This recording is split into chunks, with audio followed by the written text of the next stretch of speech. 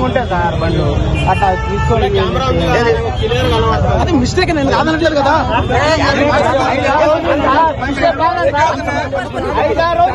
మాకు చూపించండి ఫస్ట్, అతను చూపించండి ఫస్ట్. అతన్ని ఎందుకని అరెస్ట్ చేయలేదు మీరు? అతన్ని అరెస్ట్ చేయట్లేదు.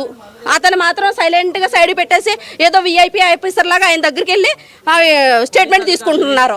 అరే అక్కడ ఉన్న స్థానికస్తులు అడగడానికి వస్తే వాళ్ళ మీద పోలీసు వాళ్ళు లాఠీ చార్జ్ చేశారంట అండి. అది ఒక పోలీసే. ఇప్పుడు ఒక సామాన్య సిటిజన్ కూడా ఒక పోలీసు బాధ్యత వహించవచ్చు, అంతే కదా. ఆయన నిజంగా తప్పు ఎందుకు కొట్టారు పోలీసు వాళ్ళు నాకు అర్థం కాదు. అడగడానికి వచ్చిన వాళ్ళు మీ చేతుల్లో లాఠీలు ఉన్నాయని ముక్కులు మూతులు పగలు కొడతాయా? ఇద్దరిని కొడితే రక్తాలు వెళ్ళిపోయి వాళ్ళు హాస్పిటల్లో జాయిన్ అయ్యారు. ఏమన్నట్టు అండి ఇది? ఏమన్నట్టు అడగొద్దా సామాన్యులు? అరే ఒక మనిషి చచ్చిపోయాడండి, ఎందుకు చచ్చిపోయాడు? నిజంగా తప్పు చేశాడు అనుకో పోలీసు ఆయన కొడి చంపేస్తాడా? ఏమన్నట్టు అండి ఇది? పోలీసు వాళ్ళంటే గౌరవం ఉండాలి కదా అందరికీ. చట్టానేమో పోలీసు వాళ్ళని సామాన్యుడు గౌరవించాలి, సామాన్యులు పోలీసు వాళ్ళు గౌరవించదా? మా జీతాలు తీసుకుంటూ మమ్మల్ని కొడతారా? మీకు జీతాలు ఇచ్చేది ఎవరు? మా డబ్బులు తీసుకుంటూ సామాన్యులు కొడతారా మీరు? ఓ సాగు కొట్టాడు మనిషి, కొన్ని చిన్న పిల్లలు ఎవరిస్తారు? ఇచ్చిస్తారు డిపార్ట్మెంట్ వాళ్ళు. ఎలా జరిగింది బ్రదర్? ఏమైనా చేసి ఉండొచ్చు బ్రదర్, నాకు సంబంధం. నేను ఓ సామాన్య కార్యకర్త, నా పక్కనే ఉంటాను. అన్న మా తమ్ముడిని దారుణంగా పోలీసు అయినా గుంజడం వల్ల పక్కన ఉన్నటువంటి బస్ కిందకి వెళ్ళి చచ్చిపోయాడు అంటే నేను స్పాట్లోకి వెళ్ళా. అక్కడ వేరే మీలాంటి జర్నలిస్ట్ మిత్రులు అక్కడ మాట్లాడుతూ ఉన్నారు. పోలీసు వాళ్ళు ఎక్కడ వాళ్ళు కొట్టేశారు. నా కారు వేసుకొని ఇక్కడికి వచ్చి చూస్తుంది, డెడ్ బాడీని గాంధీ హాస్పిటల్ తీసుకొని పోయారంట. ఎక్కడున్నాడో తెలియదు. ఆయన ఉంచారా, ఇంకేమైనా చేశారా? ఏంది చెప్పాలి కదా వాస్తవ విషయాలు. ఏసీపీ గారు చెప్తారు, పూర్తి విచారణ చేసి మీకు న్యాయం చేస్తామంటారు. చేయమనండి న్యాయం. కానిస్టేబుల్ పట్టుకున్నారా? అంత అదుపులోకి ఇచ్చారా? లేడు బ్రదర్. కానిస్టేబుల్ వాళ్ళ డిపార్ట్మెంట్ కాబట్టి ఇప్పుడు వాళ్ళ డిపార్ట్మెంట్ పరువును వాళ్ళు నిలుపుకోవడం కోసం వాళ్ళ కానిస్టేబుల్ జాగ్రత్తగా కాపాడుకున్నారు. వాళ్ళు పోయింది సామాన్యుడు పరువు ప్రాణం కదా, కానిస్టేబుల్ కాదు కదా. కానిస్టేబుల్ అయితే ఎంతమంది ఉంటే అంతమంది మీద వీళ్ళు లీగల్ యాక్షన్ తీసుకునే వాళ్ళు. ఎందుకు తీసుకోరు?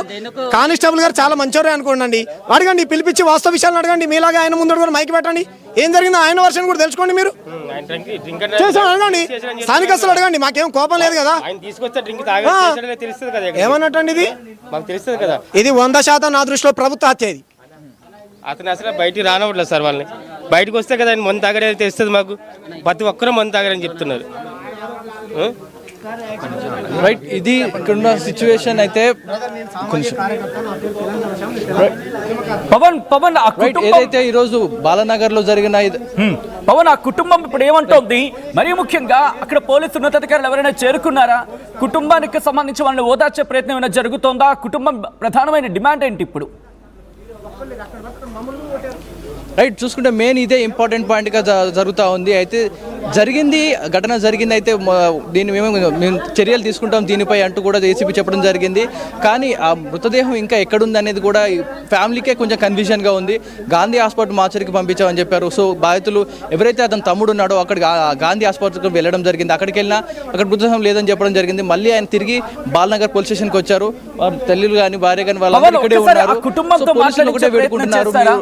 ఒక్కసారి కుటుంబంతో మాట్లాడించే ప్రయత్నం చేస్తారు. కుదిరితే ఒక ఇయర్ ఫోన్ వాళ్ళకి కూడా ఇస్తే కనుక మనం మాట్లాడే ప్రయత్నం చేద్దాం. అసలు ఏం జరిగింది, వాళ్ళకి ఎప్పుడు సమాచారం తెలిసింది, ఒక్కసారి ఆ కుటుంబంతో మాట్లాడే ప్రయత్నం చేద్దాం. ఒకసారి వాళ్ళతో మాట్లాడే ప్రయత్నం చేస్తారండి.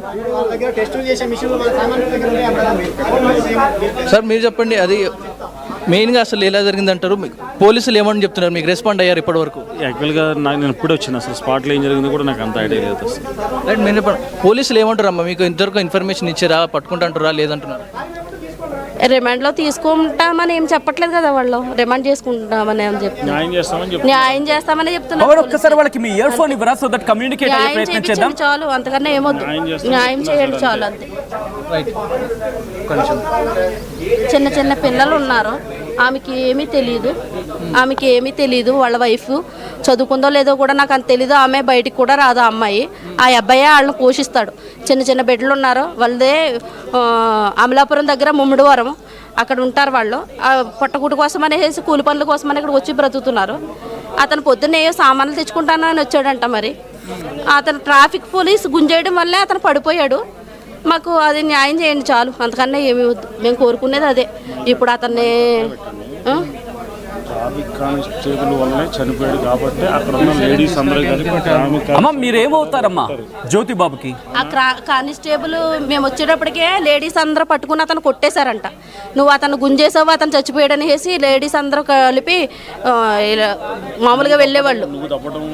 నువ్వు దబ్బడం వల్ల అతను చచ్చిపోయాడని వేసి కొట్టారంట. మేము వచ్చేటప్పటికే అంబులెన్స్ ఎక్కిచ్చేశారు, కానీ లేడీస్ అందరూ కొట్టారంట. పెద్దమ్మ కొడుకు అవుతాడు.